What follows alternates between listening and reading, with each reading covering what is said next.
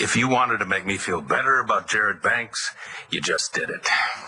You know, to this day, I can't believe that Vickers bilked me out of $10 million before agreeing to give the transplant to Jesse. Odd that those two were a match. You know, if Vicky hadn't stopped talking to him, he'd probably still have that money. Nigel, my daughter was dying. Yes, sir. And then he had the nerve to show up at Paul's ranch and sleep with Dorian. He is what your father would have called a 24-carat phony. Exactly, yeah. Why are you bringing his name up out of the blue? Mr. Buchanan did have an affair with Mr. Vickers' mother. Are you suggesting that David Vickers is Ace's son? It's not possible. Asa stopped seeing his mother years before David was born. Unless you know something I don't know, Nigel. I'm sure Nigel's just trying to put things in perspective. Apparently, Vickers would be even more unwelcome in this house than I am. That's the God's truth. I appreciate you looking out for me, Nigel, but I can take care of myself. I'm sure that you can, sir. I was just attempting to inject a bit of levity into the situation. You're right about one thing, Nigel. Compared to Vickers, Quasimodo looks pretty good. Jared, Nigel, I would like to speak to Clint. Alone. Of course, madam.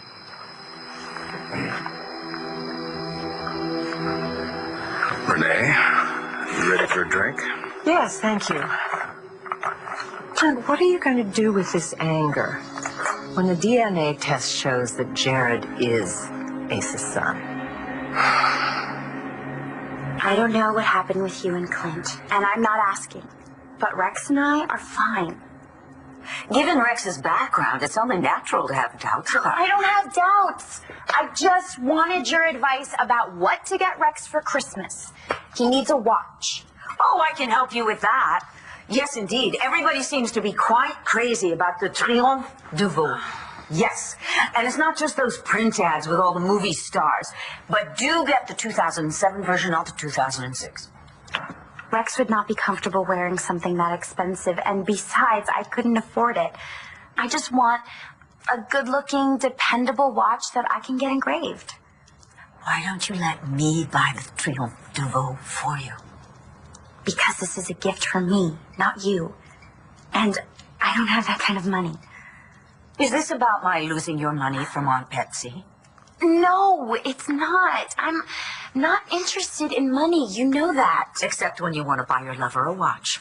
That I can afford. I want to make sure, now that I have a foster daughter, that my two daughters know how very special they are to me. So please, let me buy you this watch. There is no reason for you to have to scrimp. I'm not scrimping. Besides, you of all people should know that money does not buy you happiness. You and Clint are both millionaires, and you still couldn't make it work. Yes, Clint and I did have our issues, but money was not one of them. But you know the old adage, when poverty knocks at the door, love flies out the window. No, I'm not talking about money. I just want a little bit of advice. Huh. Why don't you try hiring Antonio's booker? Natalie tells me that his place has been packed ever since that guy started booking his acts. Yeah, I noticed. But this is about Adriana. You guys okay? But we're fine. It's just... Okay, her family's rich and I'm not. I know that, too. And with the club failing and not much action on the PI front, how am I supposed to get the girl a Christmas present that's worthy of her? I can answer that. What you do is you get yourself a ribbon, you tie it around you, and then you put yourself underneath the tree. And if Adriana's anything like me, and I think that she is, that's all that she's going to want. I care about you, Sarah. You know that. Which is why it just feels weird talking to you about my ex.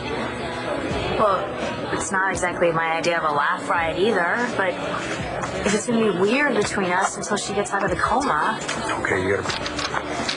I mean, we work together. We see each other every day.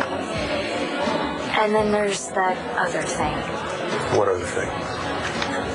What you do to my knees when I smell you. I smell? Good. You smell good. I'm sorry. I shouldn't have said it. Oh, wait a minute. I think I smell like turpentine. Stop. Sorry. So for the sake of my knees and the rest of me, I think we should talk about this.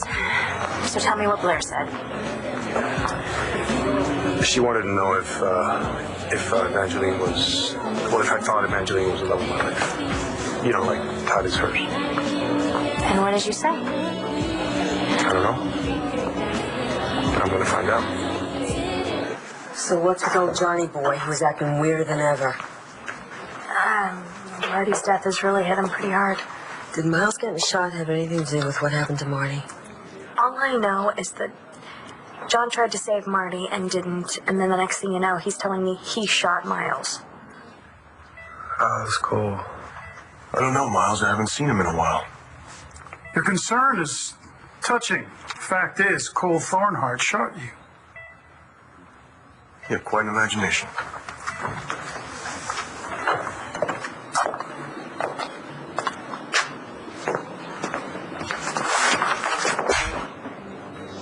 That's from Miles.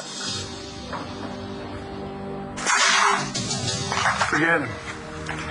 Now, tell the commissioner Cole Thornhart shot you.